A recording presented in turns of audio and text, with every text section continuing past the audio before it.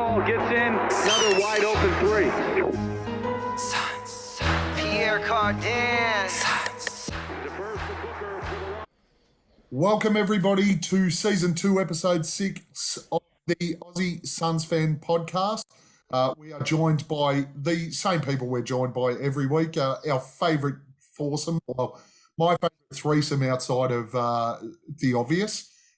We have Boyd. Welcome back, Boyd. Howdy do. How are you? Good. Been a good week for us, mate. Just nominating the clean sweep again. We did beautifully. Well, spot on, man. We'll keep it up, absolutely. Mate. Wasn't hard to pick, to be honest. I'd be shocked if anyone didn't pick it. Hamo, how are you going, mate? I'm doing pretty well, mate. How about you? Fantastic, mate. Fantastic. We're on an Excellent. 8-0 run, so it doesn't get much better than that. Can't argue with that. Boyd, how are you going, mate? You good? Always, my man. Always. I'm Beautiful. And, of course, the man of the hour, the man that does all the real work in this podcast and carries basically the rest of us to make us look good. No, good fellas. Good to see you again this week. I'm ready for it. Bring it. Absolutely, it is. We'll jump straight into our week wrap. So, our first game of the week was against Sacramento, a win 109-104. Cameron Payne had 24 points. Devin Booker not leading rebounds with 9, and Devin Booker leading assists with 6. Portland was a win, 119-109. Little bit of a heart attack there in the last quarter, but Frank the Tank with 31 points, Big Book with 8 rebounds, and CP3 with 7 assists. Memphis, great win there, 119-94. Book and Crowder both with 17 points. Cam Johnson, 7 rebounds. CP3, 12 assists. Houston today, another win, 115-89. Book, 26 points. McGee, 14 rebounds, and Book, 6 assists. Let's start with you, Hamo. How did you see the week? The week was amazing. The week was really, really just, we'll get into it soon, but obviously I've got a fair bit of humble pie to eat coming up. But yeah, no, I didn't realise, well, not that I didn't realise, I just didn't think that this early in the season, that we'd be ready to go on like an 8-0 run. I just thought there's no way. But I mean, we are kind of looking a little bit like the bubble team, baby. It's interesting. Absolutely. And Nate, how did you see the week, mate? Anything that stood out in any of the games? Other than the fact that, even the inflection in your voice last week when you thought, what do you think we're going to get flogged? And we did the flogging. So I'm ready for you to dish anything you want on me for that one. But look, the other 3 games, I said 1 to 10, 1 to 10, then 11 plus, and that's exactly how it rolled out. So no surprises there. But to the point you were all talking about, I do feel like I'm watching that team that we didn't believe was real last year. And it feels like that team is surprising us all over again. They're back. Yeah, it's absolutely. I think everyone was expecting us to fall over, especially after a 1-3 start. Boyd, how did you see the? Yeah, man. It's always good to watch the Suns beat up on some teams, but you know what? We really need to be doing this. We can't be dropping these daisies to fucking this quality of competition. So I'm not getting too excited. It's really, really nice. It's really nice to have 8 in a row, boys, and we're really looking really hard at 10. So who we got tomorrow? We got Wolves. Who we got, boys? Who? We've got the Minnesota Timberwolves. Yeah, 2 and then p.m. I think it's followed up shortly after with the Mavericks for 10 in a row. Back to ball, 2, not back to backs, but 2 games in a row against the Mavs. Yeah, Both homers. Yeah, so these next 2 games, I think probably let's not get too excited right now, and let's hang our hats on these next 2 games, and then we're really talking, boys. We're number 2 seed, as I predicted last week, number 2 seed after all of our wins. fuck, I'm good at this, guys, man. I should just put money on the win loss, but yeah. Anyway, yeah, really good, guys.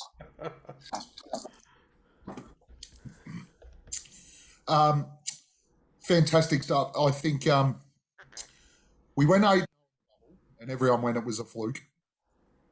We finished with the second best record in the West last year, and or even the was second best in the league as well as the West. That was a fluke. Getting through to the finals was a fluke, and now we're on an 8-0 run, which is, it must be a fluke. The boys are just, the way we're set up, and we are having downers in games still, but reality is that the structure of the side at the moment is it's running like clockwork again. I think last week I spoke and I said I thought Monty made some mistakes with some of the rotations last week, and whether or not that was just testing out some of the lineups and some of the different things. But this week we were damn near perfect in a lot of those games, including what we went nearly 40 up against Memphis. So fantastic week for the boys, and really excited about another 4-game this week. We'll move on. Yep. MVP of the week nominations. So I have our 3 nominations, and we'll get your votes on those nominations. But at the moment, I have, the 3 I have, unless someone wants to throw someone else up, is Cameron Payne, Frank Kaminsky, and Devin So what was the last one? You cut out on that last one there. For our MVP. Devin Booker. Book, right. I've got pretty much the same. We've got Campaign versus the Kings. Frank, shit, that man has the ball again. Kaminsky.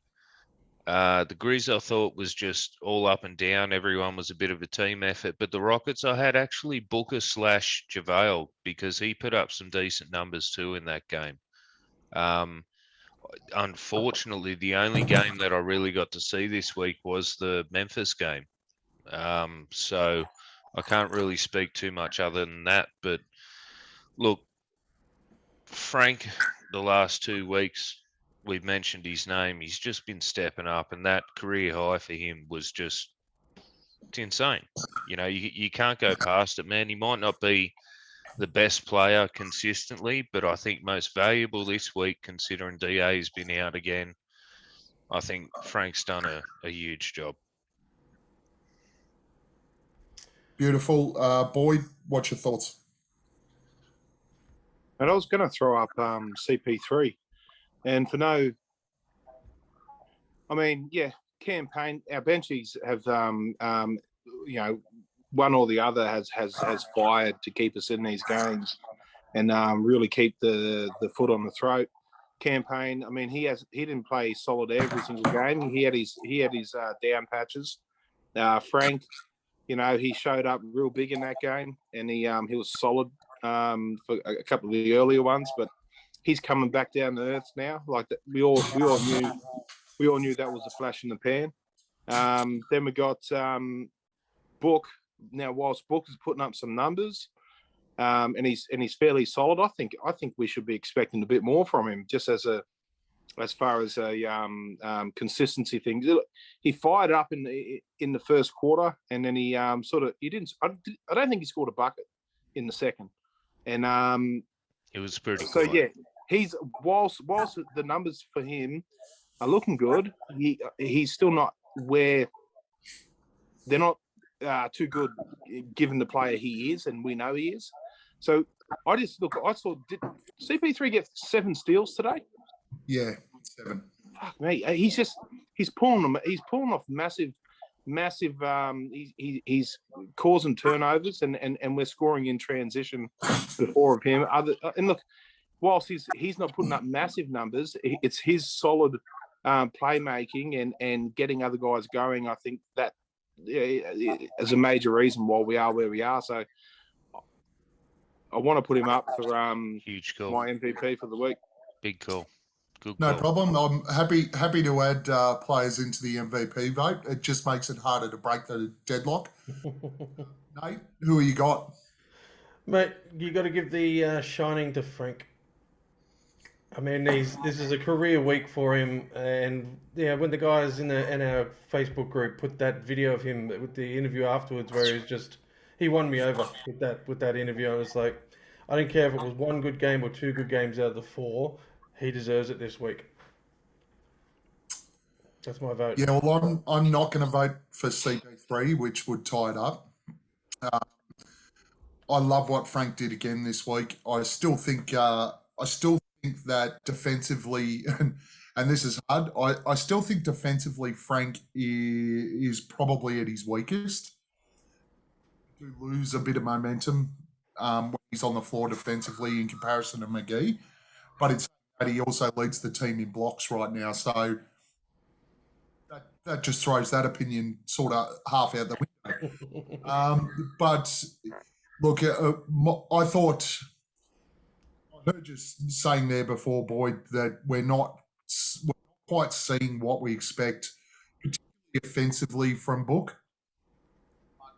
What I love about what he's doing is you look at the Sacramento game, man leading the scoring, Campaign led the scoring, but Book had 9 rebounds and was our leading rebounder.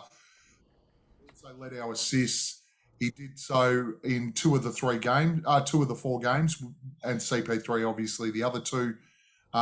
Led our rebounds in 2 of the 4 games, led our scoring in 2 of the 4 games. So for me, Devin Booker was our most valuable player this week, which means that our podcast winner of the MVP is Frank Kaminsky. So well done, Frank the Tank.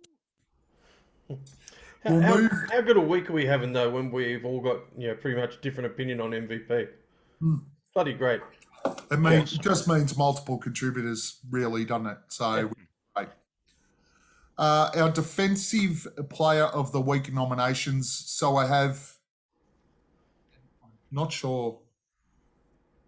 I don't think I changed this properly, but I have 4 nominations on the sheet I sent you out earlier. One of them is incorrect. I have Frank Kaminsky. He had 3 steals and 5 blocks over the course of the week. Who had 15 steals and 1 block over the course of the week. Jay Crowder, who had 6 steals and 5 blocks over the course of the week. And McGee, who had 3 steals and 5 blocks over the course of the week. We'll start with you this time, Boyd. Who was your defensive player of the week? I have to say CP3 again. Just it's pretty much just from what I said before. He's just he's really working them passing lanes really well, and it's not just benefiting him. It's he's spreading it out, and he's a guy that can find the right guy getting downhill and cashing in on the other end. So yeah, I'll give it to CP3. His foot and hand-eye coordination work today was absolutely phenomenal. Oh yeah. He was just in every single passing lane, every single time someone was dribbling the ball. CP3, you felt like he was going to knock it out of their grasp and steal it. But Hamo, who's your pick of the week? Look, I'm going to go with CP3 as well, and Boyd touched on it before. He had 7 steals today, but look back at what we class as a week for our podcast. He's had 15 steals this week. 15. That's solid. It ain't bad. Like, that ain't bad. That's solid. So, yeah, I mean, look, I know it's a very limited part of what you class defense to be, but I mean, we know he's the point guard. We know he's amazing. He can turn it up. He's had a couple of, kind of shocker games in the last few pods we've spoken about. But I seen the stat today, and it's like 7 steals. It's like, crap, that's one game. I said, what did he do for the week? And I went back and looked it up. I had to count it twice, man. 15 goddamn steals for the week. That is just amazing. So, yeah, I'm going with CP3, man. Hard to argue that one, really. 15 steals is phenomenal. Nate? No, I'll argue it. Yeah. Yeah, I'm also gonna argue it. So I'll argue the same way. I'm still pissy at CP3 actually because I had him in a Because multi it cost you a today. multi. Yeah. I had him in a multi today. All he had to do was get to 8 assists. When doesn't he get to 8 assists? No. Yeah, Dude, well, I had the needed same leg. I needed 9.5 to get $550. So yeah, I'm with you guys. He's that for me. No, I'm going to give it to Crowder. Not based on the numbers. You told me, because get your head out the box, give me the eye test, Nate. So I did. And I've been watching him this week and listening back on what we said on a couple of weeks ago with our pods. We were talking about him not really putting in the effort we expected from the starter. And then Boyd's always trying to replace him with Cam Johnson. But it looks like this week he's really reclaimed it, stepped up his all-around game. And I think the defensive side of it stood out to me just from what I was watching. So I'm going to throw him the vote. Absolutely. And again, this is becoming far too much of a habit and makes me sick. Absolutely 100% agree with you, Nate. Defensively this week was phenomenal. And it's really tough because to go past someone who's had 15 steals for a week is hard. But Jay Crowder It's not only hard, defensively. it's wrong. No, it's not wrong. If you watch, No, it's not wrong. It's fucking wrong. Yeah. I watched 3 out of the 4, so I did miss the Memphis game. I'm happy to admit that. But I believe Chris Paul had 0 steals in the Memphis game. But Jay Crowder, his transition defense has been exceptional. His ability to be one of the first back, and in saying that, it's easier because he just stands on the 3-point line most of the time. But his transition defense is really, really solid. He's gotten back and stopped multiple fast breaks. His rebounding is way better than it was last year. Mm-hmm. Multis for 4.5 rebounds a game, and he couldn't hit them. This year, he's having between 7 and 10 a game. 6 steals and 5 blocks for the week is pretty good going for a guy of Jay's size. But as I said, the thing that stood out most to me, and CP3 was phenomenal, that hand-eye coordination, unbelievable. But the ability to stop opposition on a fast break was really impressive this week. And I'm going to also nominate Jay Crowder, which will give Jay the Defensive Player of the Week. So, boss man. Isn't it a split decision? Oh, yeah, no, it is. All right, we'll give out 2. That's it. Chris That's Paul fine. and Jay Crowder. It's the best thing about having an opinion. Everyone's allowed one. Yeah, Split that's decision. true. I just love on a team where we've got JaVale McGee, Jay Crowder, all this, and a fella that we call the Warden, and we've got even better defensive players this week than Mikal Bridges. You know what I mean? Because I think a lot of the time he gets overlooked because we're just expected out of him. So when he doesn't have a great week, but it's kind of cool that we got the Warden on our team. We all think about someone else for Defensive Player of the Week. I think he had 4 and 3 for this week, 4 steals, 3 blocks. But he also got in the passing lane, and his handwork in the passing lane, where he probably doesn't get credited for steals because he knocks it away to somebody else, is as well. And Mikal's just a great defender. And as soon as the steal's gone, he's on the burst back to the for me, the one thing, and you just spoke about team, Hame, and Nate said we've got a split decision. To this team, I'm the godfather, so therefore whoever I vote for wins. Chairman's call. Yeah. No argument there. I get the casting vote. It's like the head of the table. Ooh. Yeah, don't worry, fellas. I can edit that out. Roman Reigns style, head of the table. Roman Reigns. The week ahead, okay. So we will do a quick wrap because we are going very well for time here. This is wonderful. It's clear that I haven't had enough beers, so we're actually moving at a decent pace. Game 1, Tuesday, 12 p.m. Again, I hope I've got these days right. Tuesday, p.m. versus Minnesota. Boyd, what do you see? W, 9 in a row. What I'm really interested to see here is the is a tussle between Carl Anthony Towns and Anthony Edwards for who's going to be the alpha dog here. I think Anthony Edwards is Biggest disappointment of the week. Who? well, mate. He's hot and cold, but I think the Timberwolves are leaning towards him as the franchise guy, and Cat with all of his rumblings about not being happy, and so I would not be surprised if they just fuck Cat off and just build around Edwards. So that's something that I think. So look, I'm really interested to see how that little 1 and 2 first option, second option thing Dynamic kind of works out. Yeah. Can we just take a second to appreciate Gav dropping all the ice cubes in his drink? He's trying to be quiet. I'm doing it in full agreement with Boyd. But yeah, look, I can see that happening. But if I was to watch any other team, it'd probably be this mob, because I like what I see from Anthony Edwards, a small amount that I have, and but yeah, look, I just don't think we're so deep, guys. Look, even if we have DA out, we've got him covered. Campaign's out. Alfred comes in and looks like fucking looks good, but so we're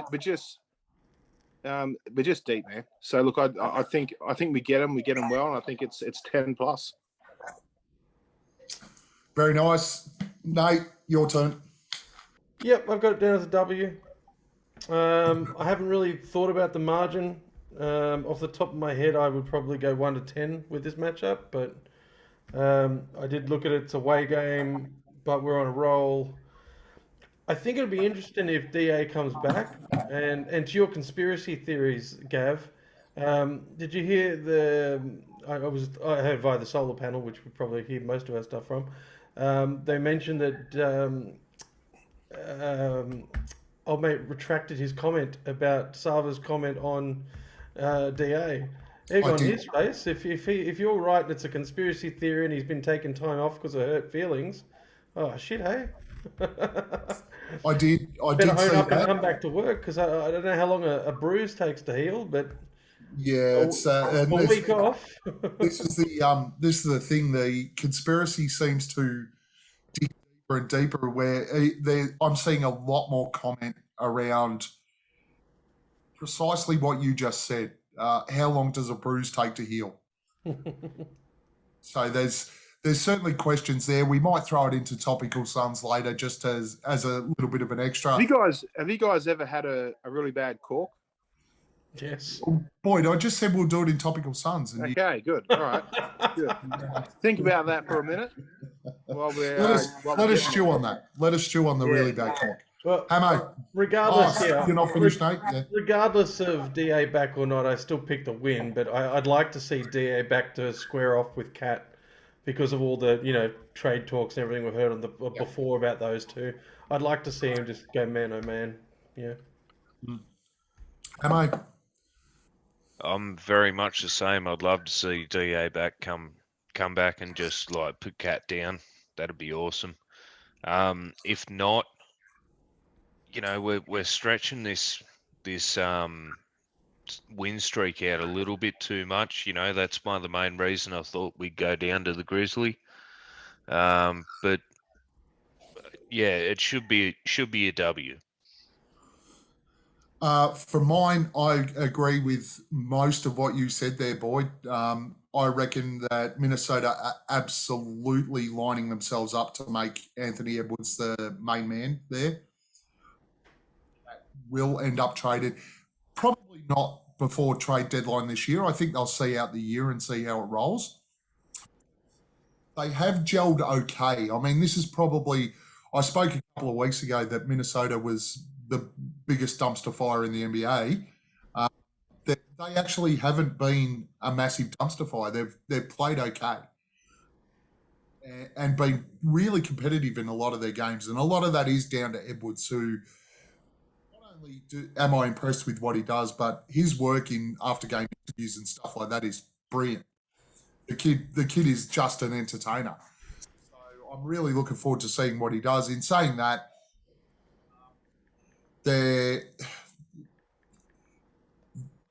I think our Suns are absolutely gunning for this streak right now. Monty's biggest streak is 8. And I saw a comment after today's game when they said, "Hey, you've equaled your biggest streak of all time. How many do you think you can get to?" And Monty's response was, "At least 50 in a row is what I'd like."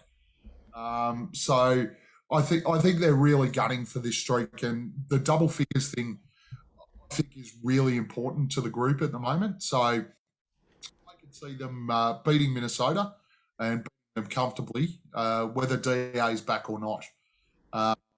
And it was good to see he's been on the bench for the last couple of games, which is good. Wore a shirt with his own name on it today, which is great. Means he's got a little bit of confidence in himself there, which is great. But I can see us beating Minnesota 1-10. Second game, Thursday, 2 p.m. versus Dallas. Of course, the Minnesota game is a second of a back-to-back. Most of our starters sat a lot of the last quarter today anyway, so shouldn't be too much of a problem. Thursday, 2 p.m. versus Dallas. Boy. Mate. Yeah, Your boy we're gonna Luka. we're gonna fucking kill these. Have these guys? Quick question. I don't think these guys have these guys beat us since 2018, maybe once. They haven't beaten us with DeAndre Ayton in the squad. Yes. Ayton is, I think I posted it last year. We are something like 8-0 against them since DeAndre Ayton and Luka Doncic were drafted. Yeah, look, Porzingis, KP, he's not as their number 2 guy. He's not enough. Like Luka's Not even number 2, is he? Luka's, Well, in a sense he is, but I he's don't know if supposed to be. He's supposed to be. That's what he's getting paid for. But look, Luka is not enough, and I don't think he hasn't got the supporting cast that he needs. And here's the thing, guys. If he's watching the game today, the amount our collapse defense when they were bringing it to, and like they had some guys with hops, some really like quick guys, young guys, and they got a great first step on them. Our defense was reading it early and collapsing on these guys really, really well. And look, I can just envision it now. We're going to have Luka Doncic collapsing in there and just getting clamped up by Bridges and fucking McGee coming over and just swatting him big time out of into the stands. It's going to be fucking unreal. Similar to how I predicted that Ja Morant would have a shit of a game, and he didn't. I'm going to do the same thing with Luka. I think they're going to shut him down, and the rest of it's just going to crumble, mate. Both games. We may as well do deal with both of them 2 in a row. in the interest of time. Okay, what's a game after the Mavs? Mavs. The Mavs. Mavs again, both of them in Phoenix, 2 p.m. a day apart, or a day in between. Is that another back? So we got Thursday 2 p.m. and Saturday 2 p.m. both against the Mavs. Okay. We'll double down. Here's what I think. I think that they will adjust a little bit better. I think the first one will be a blowout. But by blowout, I mean 10 plus. We'll do it really, really, really easily. I think the second game around, they'll make some adjustments and they'll tweak a couple of things and they'll tighten it up a little bit. And I got that one for 1-10. Nice, Nate. Mate, I'm going to lean into Boyd on this one. I've got them both down as W's. I do think they're going to make a point of annoying Luka. Not just shutting him down, but absolutely annoying him. I don't want to pick margins on these, but I do think that Luka's going to have a tantrum in game 2. I think there's a tanty coming. So I've got them both down as W's. I'm not going to put a margin there because I just don't know how it's going to wash out. You and me, Gav, we both picked Dallas to finish at 4 in the West. They're hovering around that. So they're obviously good enough. They are precisely 4th right now. They are precisely. Yeah. So yeah, I'll say both W's and agreeing with Boyd on the Lucas shutdown. And my prediction is he has a tanty in the second game. Love it, Hamo. Look, they're extremely dysfunctional down there in Dallas at the moment. They're 8 and I don't- 4, man. Hey, no, I just think as a They're 8 team, and 4. as a culture, I just yeah, Hey, I don't know. they replaced their HR manager. Okay. Oh, okay, then they're sweet. Sorry, I was uninformed. I didn't get the memo. Nah, look, we may not win both, but I really think we should. Doesn't matter if Luca's playing, Porzingis is playing, you know, Mark Cuban's playing. Really doesn't matter. But Wouldn't that be something? it could be worse. Just some- jumps on the seen floor some- for 3 minutes as a wing. Yeah, In the seen some blowout, of their did you starters, know? man. He'd probably at least, you know, be able to dribble. But yeah, no, it should be, you know, I'm hoping for a W on both cases. They're at home, so I don't see why not. But yeah, no, you're right. We're going to shut Luca down and make him a bitch. Yes, there, Luca. Love it. Yeah, Luca had a wonderful off season, I think. The vaping and beers and all that sort of fun. I don't think he's been as devastating. But one of the things I did look at today, so if we look at the Dallas wins this year, they've been against Toronto, Houston, San Antonio, Sacramento, San Antonio again, Boston, New Orleans, and San Antonio again. Their losses have been to Chicago, Denver, and Atlanta. So their wins are over They have not beat a sub playoff team. 500 team. Yeah. They have not beat a playoff team this year. When I was first researching this, I had one of these two down as a loss. Get out double figure, 10 run, and maybe back off a little bit for game 2 and drop it. But looking at their record and their losses, their 4 losses to the playoff teams, 26, 31, 15, and 10 to the Bulls. So what I see is they're like the Lakers. They're happy to beat up on shit teams. When they play good teams, they get flogged. I can't see us dropping either of these games, and we'll beat Dallas pretty convincingly. Last game of the week will be Monday, 12 p.m. versus Denver. Boyd? Another W. I'm not picking a loss this year, guys. I'm not going to do it. Going 82-0. Even though we've lost some already, we're still going 82-0. I think, and here's my little prediction. I think DA comes back for the little mini Dallas series, and I think he's got 2 games under his belt before we play the Nuggets, and I think that's just enough to get some enough miles back on his legs, and I think he explodes against Jokic. And look, still without Murray. Who's that guy? Is it Ken Pazzo? Yeah, Ken Fabian. Pazzo? Yeah. Just not enough. These guys just haven't got enough, guys. But just, I got that one for 10 plus. Very nice, Hamo. Sorry, Nate. Where Nate's second up. Yeah, I'm just writing down all the notes for the Suns adjacent conversation later. Mate, I've got it down for a loss. I mean, four games this week. I just couldn't be a Boyd and think we're going to sweep all of them. Denver is no small feat. And again, I was kind of making that assumption without DA in mind. So if we don't have DA, is Frank and get McGee enough to pause or slightly slow down the Joker? I haven't got it as a flogging. I've got it as a 1 to 10, but I've got it as a loss. You'll never go flogging again. Oh no, I will. If I think we're going to get, if I think we're going to get the proverbial pantsing, which we're going to continue to say for the rest of the season now, I'll say it. Fair call. Hey, mate. It was the greatest thing Boyd ever did as a manager. So, you know. It was. It was. Man, it's hard to follow a conversation that just involved flogging and pantsing. But anyway, look, I don't really know what's going to happen with Denver. We still don't know what's going on with DA. I'd like to think that they're more focused on their next match with Miami on the 28th or whatever.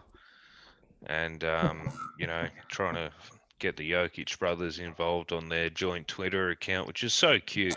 You know, it's like them couples that you see that's like, you know, Hamo and his missus joint account.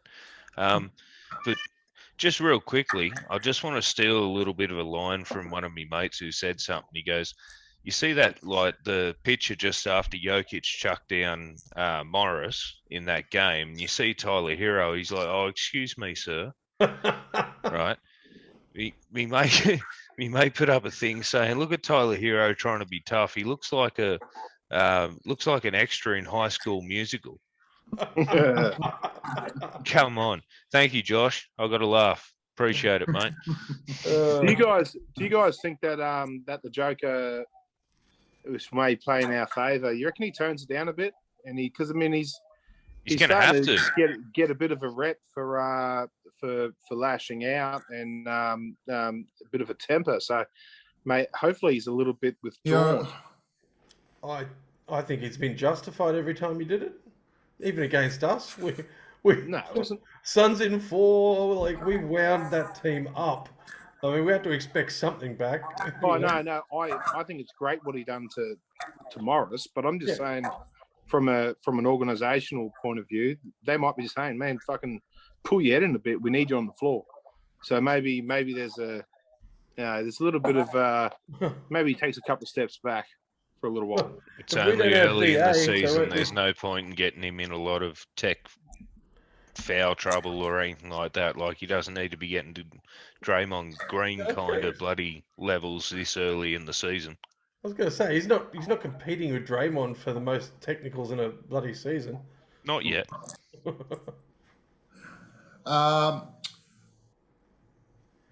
He's also not fighting with his own bench. I think that the one thing I really loved about Monty last year, and I think we'll see it again in this Denver game, I actually believed we might drop one until it's right across the board. Oh, lost Gav there with his internet. Look, it's back to us, fellas. We always have the best time when Gav drops out. I think what Gav was going to say was, are you back? Okay, okay. Sorry about that. My internet's been wonderful the last couple of days. I believe that I was going to pick a loss somewhere along the line. But the more I looked into it, and particularly when I looked at some of our games from last year, in season series, Monty puts a lot of focus on games, and we're already 0-1 against Denver. So I think he will put a lot of work into the team about tying the season series up, making sure that we do win our season series. So I think we'll drop this one to Denver. We'll win this one against Denver, but without going too much into next week's pod, I think we'll drop the following day to the side that always somehow fucking beats us, and I hate them so much for it. Because we've got a back-to-back the day after against the Spurs.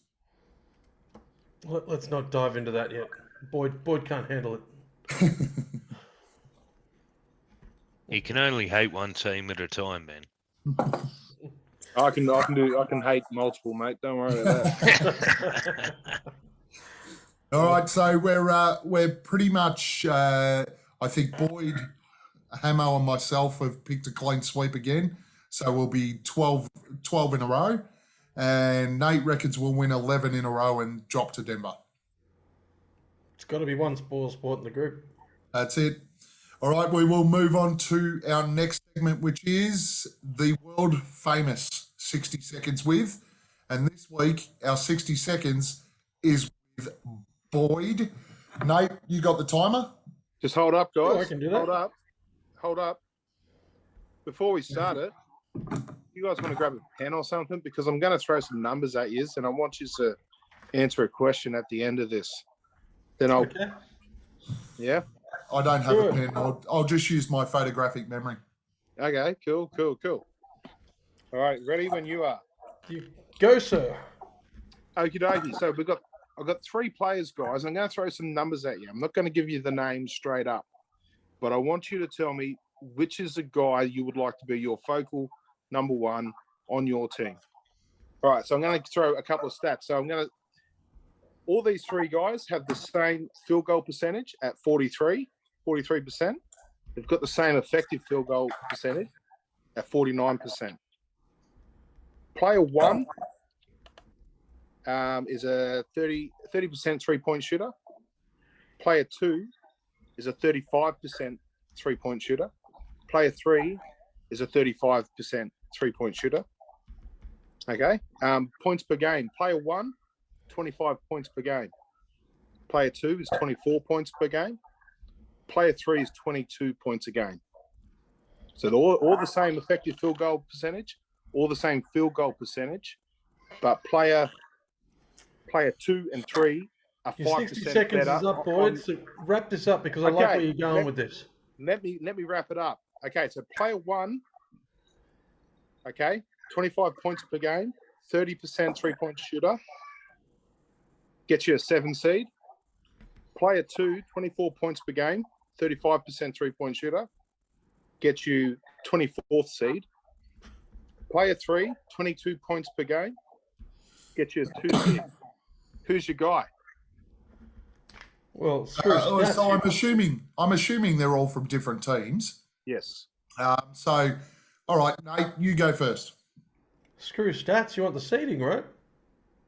And this is the entire league. These are actual. This is not Western Eastern Conference. That's 24th seed for number 2, 7th seed for number 1, and 2 seed for number 3. And The team is in this. Their team is seeded that overall in the whole league And Yeah. that's this season. This season. yeah. Yeah. Today. Off what you've told me, I'm sticking with my statement. You go with the seeding. Yeah. Okay, so I you're made, a number comment, 3. I made a comment last week about the sum of the parts. So Right, so he's got a few less points per game, but he's got the better seeding, so you're going to cop him. Yep. All right, boys. Hamo? I ain't saying shit until I know who they are, man. Hamo, pick one. Pick one, mate. No, because I'm going to end up picking Ben Simmons or someone. Well, he said it's this season, and Ben Simmons He's hasn't not- played, he's- so- he hasn't No, played I go beyond the numbers. I'm looking for something that everyone doesn't have. The heart, Right, I the can tell drive. you- All I right. can tell you now. I'm not Did you picking. did you say player 1 was 7 seed? Player 1, he was 7th seed and the highest Yeah. points per game at 25. Yeah. So I'm guessing player 1 is Luka Doncic. I'm gonna guess that player 2, 24 seed. Did you say? Yeah. I don't Paul look that George. low. I don't look that lowly. So no. Well, the Clippers are near the top, but maybe someone like a Ja Morant. And number 3 will be Devin Booker, but I will take the number 3 with the 2 seed. I'm with Nate. I don't care how many points you score, and that's what impresses me most about Book this year. Is it's not about him scoring 30 points a game. It's about us winning games. So I will take the 2 seed every day of the week. No, you have to pick one, man. Hamo. I did. Hamo has a big one. Oh, sorry, Hamo. Sorry. Yeah. What Gav said. Love it. All right, so number 1 was Luka. Well done, Gav. Number 2 was Trey Young. Oh, yep. Okay. Yep. 24th seed, Atlanta. Fuckers. And Book, of course, was number 3. So, and look, Well I was done, looking Gav. at- And I you was say we looking don't at- have any soul. Hey, well, yeah, you've done well. You've followed the seeding. You took the guy with the least amount of points per game, and followed the better seeding, which is what's really great about what's happening this season. And it also speaks to you've number one, which no one was going to fucking take, a 30% 3-point shooter, is a guy that everyone's saying is the next fucking GOAT. It's Luka fucking Doncic, man. He can't. He's a high volume, low percentage fucking shooter, and I fucking hate his guts. With the hot mode. So bad. So I had to bring this up. And Trae Young's another one, man. He's another one. I mean, Oh, it's his mum hot too. He did really well last year. Did really well last year, but everyone fucking trips over these guys, man. And I fucking hate it. And then you got Devin Booker, exactly the same effective field goal percentage. The second best 3-point shooter out of the three. And tied first. And then you got fucking they're all 43% overall field goal percentage. He doesn't get any respect. He doesn't get any respect at all. And these other two, every fucker's fucking tripping over him, man. And it pisses me off. It pisses me off to no end. That's the best 60 minutes with Boyd ever. I love what you've done there, Boyd, and that has given me another topic for Topical Suns, and I will bring that up when we get there. Yeah, that was great, Boyd. But That was fantastic. You really did shit on Gav's 60-second structure, though. No, but that was good. I did like that. That was good. That was interactive. It was. But I did. informative. I loved where it was going, so I was happy to allow it. I do like those comparisons when they put those things up. But do you know what? Outside of that, and not the extra topic I'm going to throw into Topical Suns, but that not show how much of an impact Chris Paul has on this side as well. Yeah. Because he's not focused on just the points or whatever. He takes over when he needs to take over. But he's spent pretty much the first 3 quarters of every game trying to get everybody else going. Yeah. Mm-hmm. Yeah. But I mean, do you see my point about my main point is about Luka, I think. Now, You wanted to shit on Luka. We got it. He's literally fucking, he's in the MVP conversation and people are doing it with their eyes closed. That's bullshit. There's only one man. They in are the fucking, they're fucked, man. I hate it. The MVP race at the moment is 2 guys, and that is it. I'm sorry, but it's just 2. Oh, no. Sticks Yeah. and Abdul Nader. Yeah, Abdul Nader's right up there, but Kevin Durant and Steph Curry are so Currently, but do you Steph's do you going think- crazy.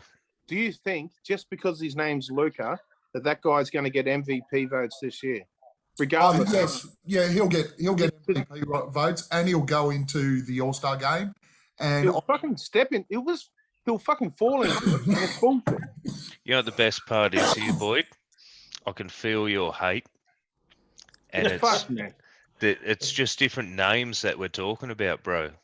He's got a 49% effective field goal percentage. The guy taking number 1 who gets no kudos, DA, he's just under 60%. No, I'm just thinking, fucking- like, He's a between- center, I know. between you and getting me and who we percentage. hate, watching you go off about someone's a little bit different.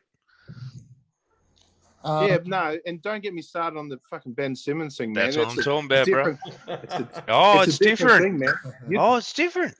It's different. reality is, I've working from home has allowed to watch a lot of NBA games this year. Luka Doncic is nowhere near as effective this year as he was last year. Nowhere near it. Not a chance. I don't think he is. He's potentially sneaking into a top 10 place in the MVP race. But I agree with you in that fact, Boyd, that if Luka Doncic is in that conversation, so should Devin Booker. Yeah, I don't think he's fucking top 10 or anything. No, All I, right, well, I agree with you on that too. let's move on before Boyd's head explodes. Well, before we do move on, I just want to give Hammer a little more credit. He made a comment earlier that I'd like to throw full support behind. Go for it. I would like to be able to send Luca a text message, and it would say, "You know who's hotter than Jennifer Aniston? Your mum." Yeah, mum. She was the best part of that draft night. Yeah. Mrs. I've never seen it. Doncic, honestly, you get on the plane with Ben Simmons down near to Shell Harbour. I'll fight him, and then you and I we can cuddle. Go out for dinner or something. Yeah. All right, move on. Boyd, Google it. Let's move on to the multi this week. Now, putting it to the Facebook page group to get their support on the multi was a flat-out failure. Especially in the time frame that we tried to turn it around in. Yeah, we didn't have a lot of time to do it. How we look? What do we think multi this week? I mean, if we had have just gone the win on all 4 games, we would have cleaned up. But I couldn't work out how to do it. Sorry, man. I really couldn't. so even after I told you how, you still couldn't make it work. No. Oh, you should have told me that didn't work either. I would have put it on. But so you put a multi on what? So we had a multi on. By the looks of it, it was probably, what was the first game? Kings? No, it was probably the Portland game actually. We had Suns to win, Booker for 30 points, CP3 for 10 plus assists, Campaign for 2 plus 3-pointers, Bridges for 2 steals.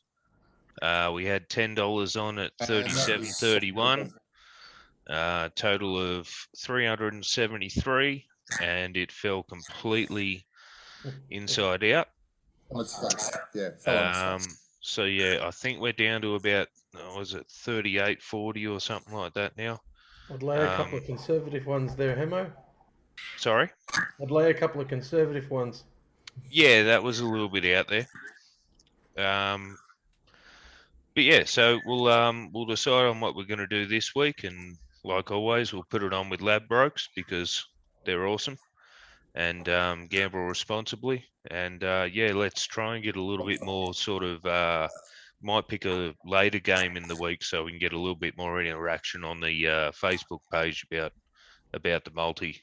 All right, so I've got a suggestion for this week. Conservative is a solid idea. I like it. Pick a game. All of us pick 1 leg each. Put it on.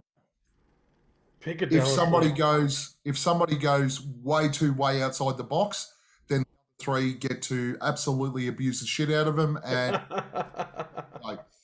so I'm voting. I'm looking at you, Gav. I don't know why you're putting that rule in. I'm voting that we put a multi on the 2 p.m. game on Saturday against Dallas, because everybody will be able to watch the game and cheer it on. Good pick.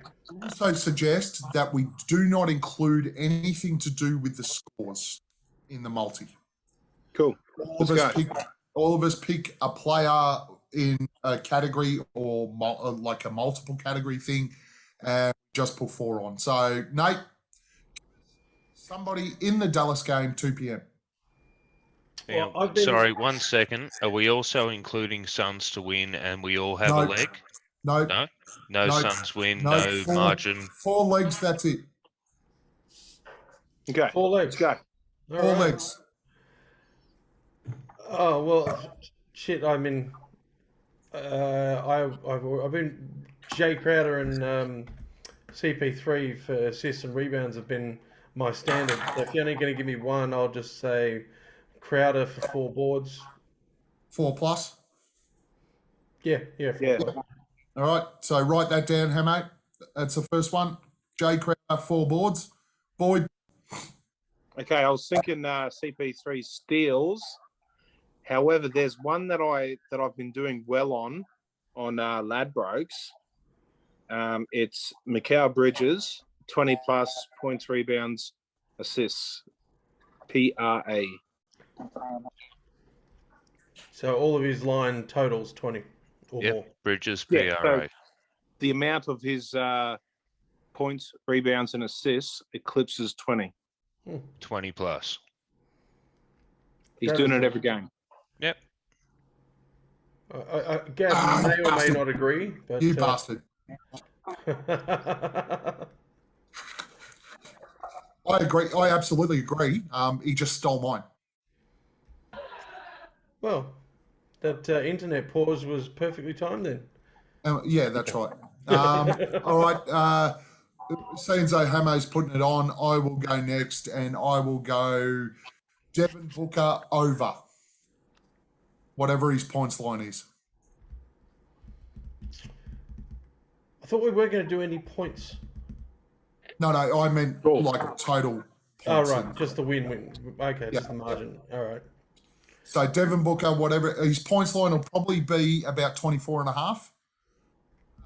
And against Dallas with Luka Doncic there, you can bet your ass that Devin Booker will be pushing as many points as he can. All right. I like it. Well, I'll be Well, double you've gone checking down, with you Hamo. when I. Well, I have to double check with Gab before I put the game on because I've got an NFA about what he's talking about. Or NFI, sorry. NFA came from. Look, I'm going to go a little bit not too outside the box, but I reckon like Cam Johnson for 2+3s. I like it. Whoa. Oh, I He's reckon- coming. He's coming good. The last 2 games. Okay, He's done I've it. only got one issue with that. The last 3 games The they wrong haven't they haven't had an option to put Cam Johnson in for 2+3s. I don't like it. Yeah, well, that's where we struggled this week too. I mean, as much as we love Ladbrokes, and maybe it's the fact that I'm slightly stupid, but I couldn't find like we wanted Landry Shamet the other week. Shaman Didn't have also no options. No Yeah. options. Hey guys, the same things happen over on Sportsbet because Yeah, of course it does. yeah. So No it's, one looks at sports bet. But no, Hamo, I think scrap the obscure ones. Something else. Just throw Because Oh. otherwise CP3 you and come up assists short. in. What'd you say, Nate? Throw CP3 and assists in. Pick a conservative assist total. 8+. Well, put him in for the over, which will be 1.5. 1.5 Again, what you'll probably have steals? to coach him through on that one. Yeah, you're gonna have to, bro. No, he's all right, over. Gav, He's you over coach on when it assist. comes time. Yeah, just we'll send a message. I'll show you how to do it. It'll be over So- on his assists. Over assist. All right, 9.5. It'll be. 9.5. All right, we'll work that out. All right, let's move into the next topic. Topical Suns. We're going to start 8 in a row, the first time since the bubble. We didn't have an 8-game winning streak last year, and this is now officially the highest win streak in the NBA currently, as both the Golden State Warriors and the Clippers lost today after 7 straight. So we are 8-0. What's your thoughts there, Nate? How are we doing it? How are we looking? Is this as good as the bubble run? Yeah, but I said it when I was admitting that I'd eating humble pie at the start of the episode that they look like the team we were surprised existed last year. I mean, we all went through a process last year where we looked at the team and went, "Shit, is this for real? Shit, really?" And they're showing us right now again. So I'm just going to sit back and literally having flashbacks to how good they looked going into the playoffs last year and like sweeping Denver the way they looked doing it, and yeah. Boyd? I think the bubble run was way more impressive, given we were talking about or playoff caliber teams. They were really, really good wins. So they were in that top 10 bracket.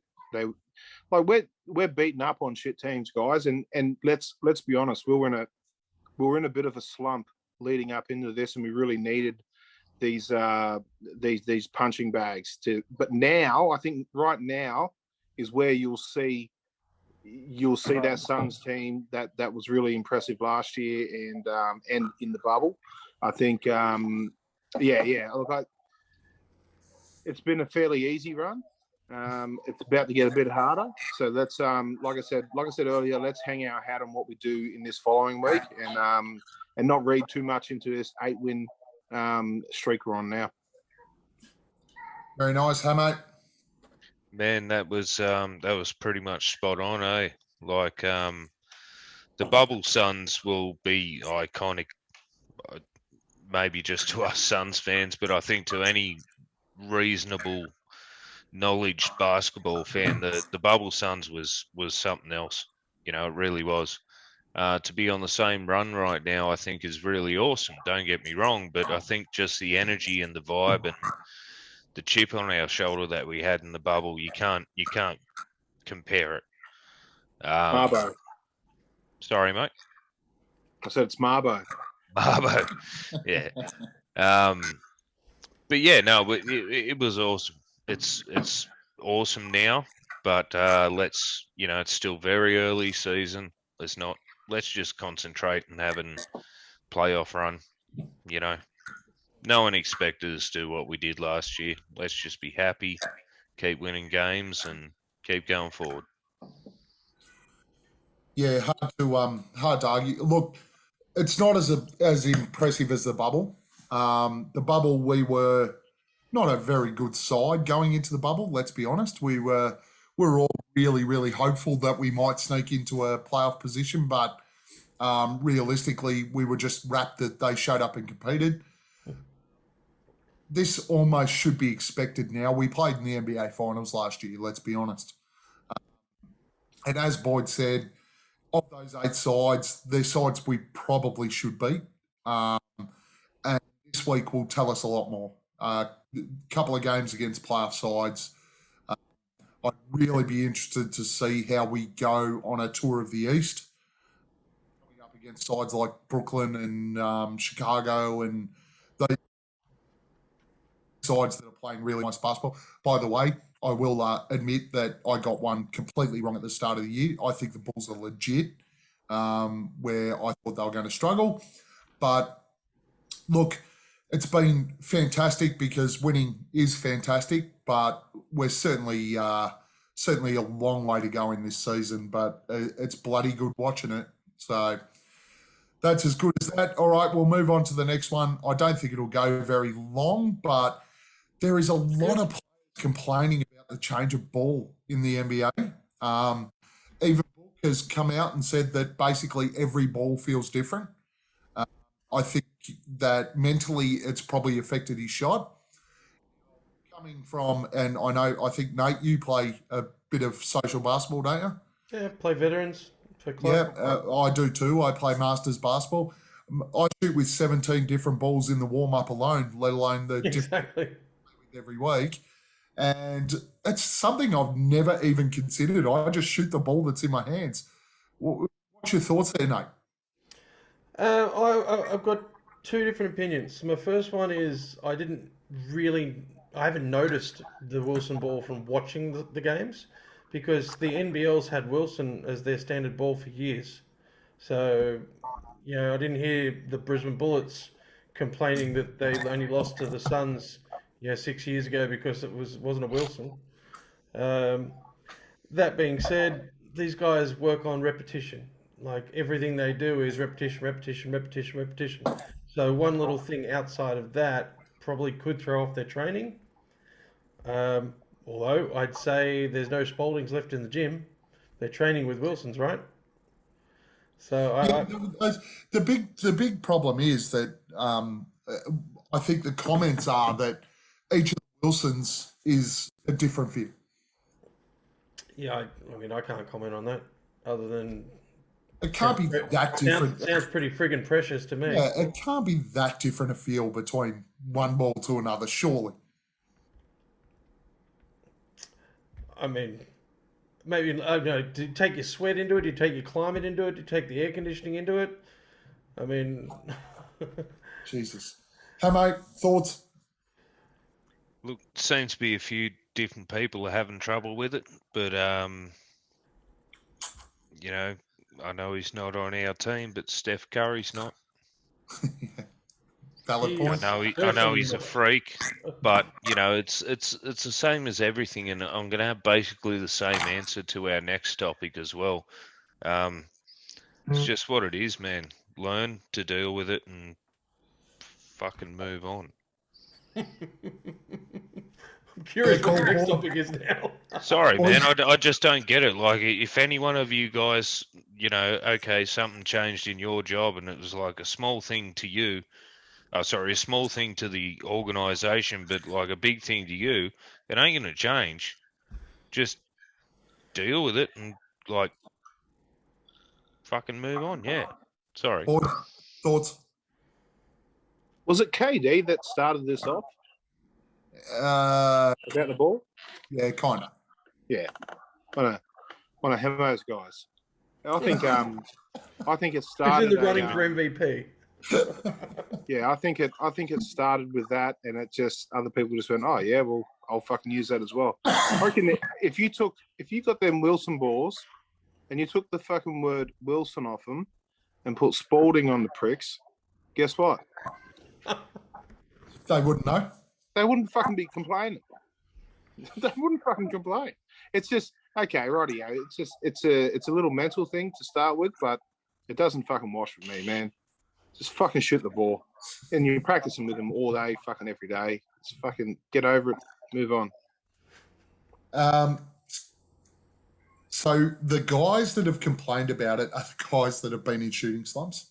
So KD was struggling to shoot early in the season. Damian Lillard basically couldn't hit the side of a barn. Was struggling to shoot a little bit. Even though he Broadside of a barn he either. didn't really complain about it. He just sort of said they're different because he was asked about it. I think Hamo came up with a really good point. Steph Curry's not whinging. Pat Mills not whinging with his 9 threes today. But I think my biggest thing is, and it's along the lines of Hamo's, the guys that are making comments, you're on over $30 million a fucking year. Shut the fuck up. Next topic, refereeing and the rule changes. In the NBA, we've started to see a lot of these players start to sook about the fact that they're not going. We all know that James Harden is basically completely ineffective now as a player. Dame Lillard's now started to complain about it. Luckily, none of our guys have complained about it, but what I wanted to get from you guys was your opinion on the rule change and how you think the game looks now that we've actually made these changes. Hamo? Like I said in the previous one, man, it's going to be the same in this one. Rule changes happen. You think about guys like, Bill Russell, Kareem and that, scoring all the points they did. A lot of them didn't have a lot of the rules we have nowadays. Once again, it's just going to be the way it is, going to be inconsistent. Just roll with it. Fair call, Boyd. I think it's been fairly consistent as the way that it's been refereed. So I think, and you're right, it hasn't affected us. And I think I said at the start of the year that it shouldn't affect us, maybe CP3 a little bit. Now he's still getting his rip throughs, and he didn't get one today, and he cracked the shits. I think got technical. But that's the worst that we've seen for our team. And so I like it. I like the fact that James Harden and Luka and fucking Trae Young can't do that shit anymore. And CP3 has such a high basketball IQ. And it really hasn't taken him that long to get his head around it. He's still going to get a bit shirty every now and then when he doesn't get one. But I think out of all them guys, he's going to fare the best because them guys are the serial whingers when it comes to foul baiting and all that. It was CP3, Trae Young, James Harden, and fucking Luka. And I think I was going to say you forgot Luka. Yeah. So look, he's going to CP3 will fare the best out of all them guys because he's just, like I said, he's too smart to let it hinder his game for too long. And I fucking love it, man. It's the game's better to watch when it's officiated the way that it is now. Nice. Nate? I don't disagree too much with anything Boyd said. I thought CP3 would probably find it the hardest, and to his point with basketball IQ, CP3's just in the past milked what the refs gave him to milk. Now they've taken it away. He's like, fine, I'll find something else. Whereas everyone else, the perennial whingers, they've copped it. I'm of the opinion something had to change, and something did. So, good.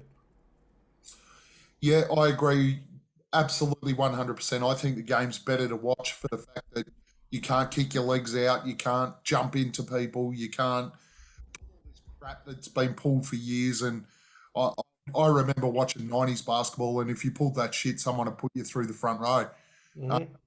but the game is better to watch because of it. Has it impacted some of these players? Well, clearly, James Harden is taking a hell of a long time to adjust to this ruling. Luka Doncic is less effective. Trey Young is less effective. I think our biggest, and I know everyone talks about CP3. I think the guy that was going to be most affected by it would have been Book. He did do a lot of jumping into guys to draw fouls. He's just adjusted his game. He doesn't think about it. It's the same as in the Okay. 90s when they brought in, or the late 90s, whatever, when they brought in the flagrant foul. You know, you look back on your guys, like some of the fouls that the bad boys did, and even Barkley to an extent. Nowadays, you'd be, well, when you look at Jokic, what did he cop? 1 month, A week. a week? Oh, close enough. No, not even a game. One game, and Was it one game? Was it? yeah, Yeah. Well, cop nothing. the rules change. You just gotta go with the flow, man. Yeah, fair call. Next topic. How much have our young guys, and by young guys I mean Mikal Bridges and Cameron Johnson, how much have they actually improved this year in comparison to last season? I'm going to let you kick this one off, Boyd. I think it's still too early to say, and I think earlier on in the season when we first started our regular season games, there was a huge emphasis on getting Mikal Bridges and Cam Johnson in there doing things that out of their comfort zone and trying to force that leap, which I think is going to come organically just through the same game that we played last year, just being the third or fourth or even fifth, being the first guy off the bench for Cam. But yeah, look, I think they forced the point a little bit earlier this season. I think now, just on the arse end of this 8-0 stretch that we're on now, I think things are starting to fall back into place, and these guys are going to thrive from here on out because of it. You just have to look at how off Cam Johnson was to start the year off. Now he's sort of fallen back into last year's style of play, and he's just he's doing all the things good off the ball, and it's his shot's starting to drop now, so he's starting to get that 3-point percentage back up again. Mikal Bridges, he was forcing it with getting in there, trying to do a lot of that CP3 and Book mid-range stuff. But now you can see he's sitting out on that corner, and he's getting. I think today he got 2 wide open in the second half, and he knocked them down. And it just gets his game going when he plays his role. These are elite role players, and I think we'll see them possibly stamp their position on a like a star potential. One of these guys, I think, will be talked about as a star by the end of the season. Nice, Nate. Well, it can only be one of the two, if that's what you think, Boyd. I think the way I read this question when you posed it to us, Gav, was out of the two, who's improved, and only one of them has. Mikhail's stood up and delivered exactly what we wanted him to, and we're getting it at a bargain price. And Cam hasn't stepped up, and I don't think done anything different. I think all he's done is lengthen the process of time that we're asking. Prove it. What's grown? I haven't seen anything different this season to last. Whereas with Mikhail, yeah. Well, no. Look. I was probably a little bit hasty when I said that Cam Johnson might be called a star by the end of it. I think if any of them are, you're right. It will be. It's more likely to be Macau. But the thing I with thought Cam you were Johnson, talking about McHale. yeah. The thing with Cam Johnson is at the start of the season, he was a lot more mid-range step backs. He was pump faking the three and driving a lot more than what he traditionally does. And that's what I'm talking about as in trying new things. It wasn't his normal offense.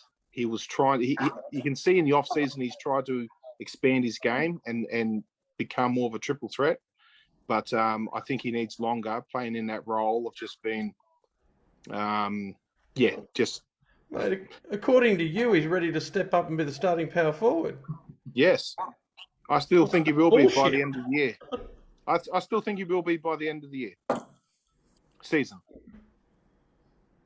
We'll see, mate. Look, he's looking really good. He's looking really good in these last couple of games, I'm telling you. Righto. Anything else, Nate?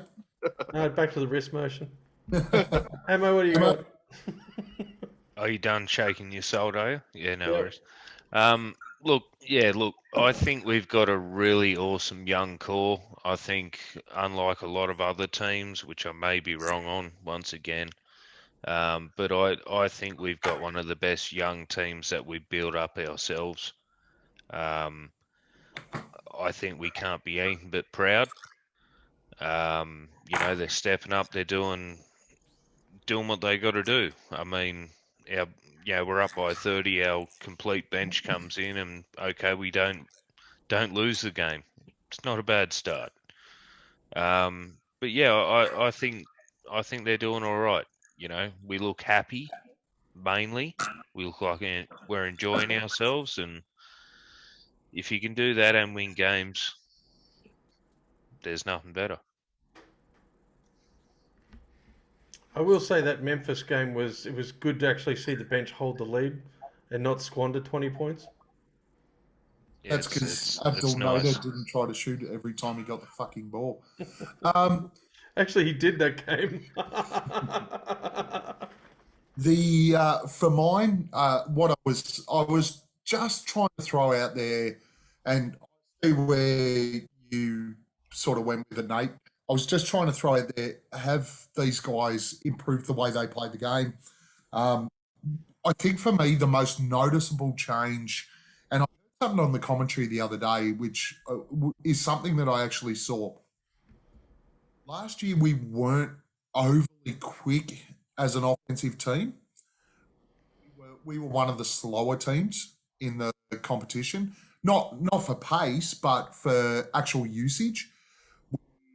I know that Monty's got his 1.5 second make a decision sort of thing, but our ball movement and our transition offense wasn't that quick last year. I've seen a noticeable difference this year. In particular, the two guys leading that charge are Cam Johnson and Mikal Bridges. When we do get a steal or a rebound, the outlet hits those two, and those two are the ones that are hitting the floor, penetrating to the basket quicker than anyone else. Book has always done it, and I think we've got an expectation that he just does it because he is deceptively one of the fastest players in the NBA, especially when he's got the ball in his hand and puts it on the floor. I think that's the biggest change that we've seen out of both Cam and Mikal, particularly Mikal. I said at the start of the year that I didn't believe that he could become our third option, I suppose, behind CP3 and Devin Booker. I actually think that's more likely now than what I thought at the start of the season. It's good to see Cam, and I do agree, Boyd, it's good to see Cam hitting his spots again and getting those outside shots, but he put size on to become more of a threat in the lane. And I want to see a little bit more of that from Cam. It'll come. It'll come. Yep.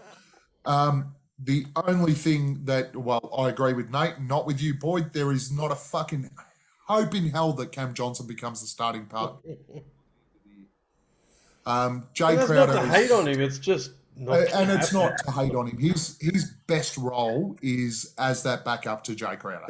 That is okay. So look, realistically speaking, you guys are probably going to be right on that, given the fact that at the end of the year we want the same lineup going into the playoffs. And do you see a world where Crowder isn't starting for us in the playoffs and in the finals? I don't look. It's real. It's pie in the sky stuff. But my thing is that I really think that Cam Johnson, there will be a group of people out there who aren't Suns fans that will think, "Fuck, now he's made enough improvement. He could be a starting four." So I just really want it for him. Yeah. So and I get that. I do get that. As far I just as think far as that, he's best suited to a backup role, and he will be for the rest of his career. He will be for the rest of his career. That's where I disagree. I don't. Yeah. You're probably right about him not starting this year over Jay, but I think he's a starting four, and I think it happens towards. It'll happen. It'll happen towards the end of Jay's contract, definitely. But I think I really hope it happens this year for him. Another thing, and just quickly before we get off the young guys, where the fuck is Alfred Payton? Who fucking cares? He's just resting for when campaign fucks everything. Yeah, okay, cool. Because campaign's looking fucking mighty right now. And yeah, I shook. Shouldn't he be back in China? I shook Alfred Payton. It was I'm moved on to Landry Shamet, who's starting to look better every game he plays. By the way, Landry Shamet, you watched the game today? I did watch the game today. Good. Okay, He didn't really need to do a hell of a lot today. Today's game was the biggest cruise in the history of the world. Okay. Anyway, now the topic that I added, which was a very hot topic on Twitter, is off the back of 60 seconds with Boyd. Now, Well, don't take unfortunately, 60 minutes for this one. We're running like well over time here. okay. It may do that though. Some of you may get right into this. It's a very hot topic on Twitter. Based on the numbers that you were sending before, and we're talking about being high ranking, etc., etc. Zach LaVine versus Devin Booker. Fuck off. Get the fuck out of here. Get the fuck out of here. Boyd, why? Why? Hang on. Zach LaVine. Man, okay. He's good. He's good. He's not Devin Booker good. He's fucking look. He's been the guy for the last couple of years for the Bulls. He's got a lot of fucking help this year. All right. But we're fucking 10, 15 games into the season. He's still maintaining high performance though. With the other guys coming in. Yeah. He's a good player. I won't. And I'm only playing devil's advocate here. Okay, He's cool. still maintaining He's not a high output. He's not on Devin's level. But why? Tell me why. I'll give you proof. That's what I want. I want There's proof. I haven't got Zach LaVine's numbers on me right now. You don't need him, Boyd. You don't need him. Look at the Olympic team. That's where I was going. Pop's the coach. Pop's the greatest NBA coach on the planet, and even Pop put LaVine in until Booker got off the plane. And as soon as Booker got off the plane, LaVine hit the bench, Booker got the start. Pop says it. That's where the I was only heading. thing you need to say. Thank you very much. Nate. That is exactly where I was going. All right. And you didn't even give me a lead in there. I'm just like, this is a shit conversation. I'm kind of dirty because that was my justification. And don't get me wrong, guys. I like. I'm all behind Zach LaVine, but similar to my hate for the other guys like Luka and Trey and all these other guys, if they start fucking putting him on that pedestal, well, they already are. They already are. I know they are. Twitter is lighting that shit up now. There hasn't been many. Look, this is like the Donovan Mitchell versus It's Booker not thing. like the Donovan Mitchell thing yet. And don't Well, get me that's- started on that cunt. But it's the same. It's the same shit that people are throwing out. The same shit they threw Yeah. with Donovan. Okay, look, Same but shit they're throwing out with Zach Levine. what I'll tell you is, if people keep throwing fuel on that fire, I'll start fucking hating that cunt too, because that's how I. Wow, That's how- we've gone that's all how the I way. do That's how I do it. I fucking hate it, man. And the national media makes me hate fuckers, man. And I hate it. I hate it. So fuck. And for all the Zach kids at Levine, home, too. that's why we tick the explicit box. fuck Zach Levine. Hamo, you got anything for us?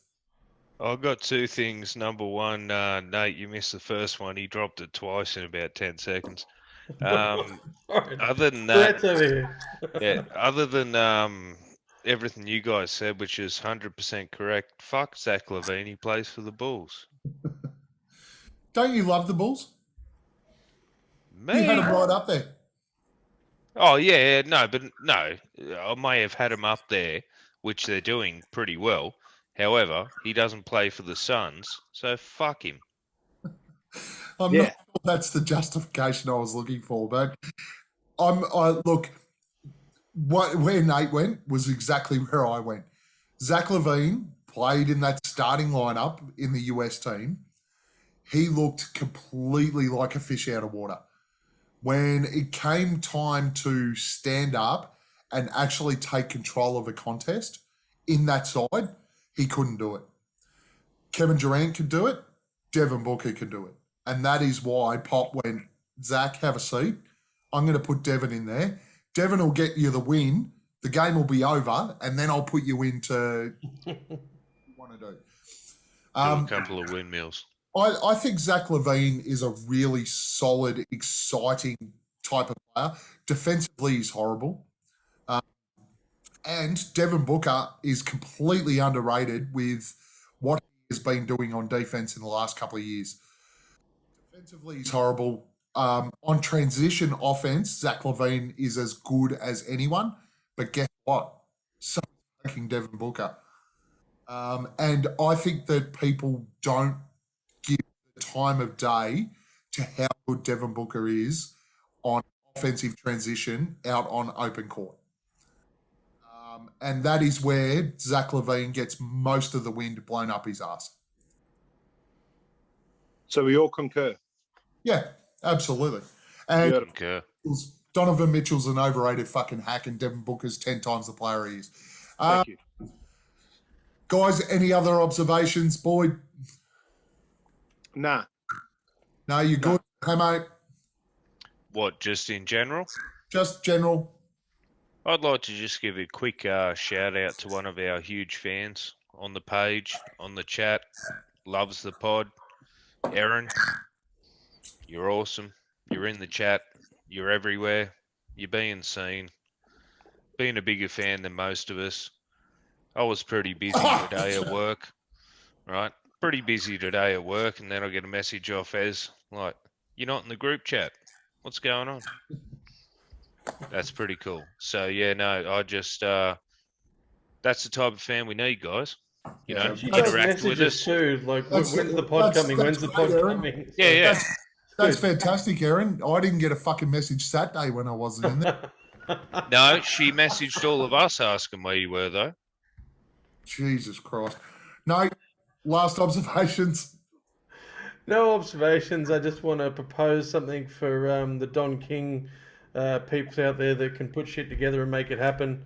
I want a cage fight between the Morai and the Joker brothers. All right. Yeah, Tomorrow. Morai, the two of them and the Joker brothers. Stick them in a cage, and I want to watch. We might see it. We might see it in Miami. That's all I got, fellas. I'm all right. All right, guys. Thank you very much for joining us again. Like, subscribe, follow, share, do all that good stuff. We really appreciate the guys that have been jumping on and following us. My apologies for last week. I had about 17 beers. But we're back on track this week. So make sure that you do like, subscribe, follow all of us on Twitter. I know that Boyd and I have handles. I don't know about the other two. I never. That's Hamo on Twitter. I Sir am Hamo on Twitter. definitely What not about you? active on Twitter. No, That is no. a cesspool, have- that friggin' thing. Do you have a We're handle? everywhere, guys. Anywhere you want to find us, we got the Do you Facebook have a page, handle? Aussie Suns fans. We got the YouTube, Aussie Suns fans pod. We got Spotify, Twitter, iTunes. We got the chat. You know, anything you want to be involved in, just ask us, and we'll lead you on the way to help you find some other Aussie Suns fans. That's Guys, it. when And please let's do get follow some, that before let's get Boyd some of the goes. members on. Yeah, yes, absolutely. But before you do go, please do all that because Nate puts in all this work to make me look good. And we want to make sure that we get as many subscribers, followers, and watchers as we possibly can. Our target is to have 100 people watching us a week. We're a little bit short of that at the moment, so make sure you get on and support it. Boyd, I do agree. You're saying get some others from the page on?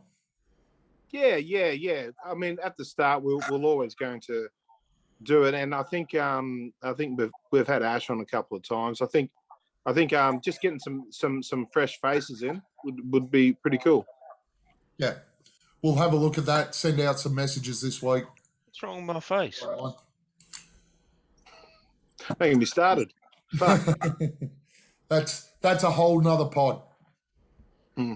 What's wrong with Hamo's face? I'll do that on my own channel. Thank you guys. Appreciate you joining us, and watch for the Suns to go to 12-0 in our most recent run after this week. Say hi to your mum for me. Oh, pinched.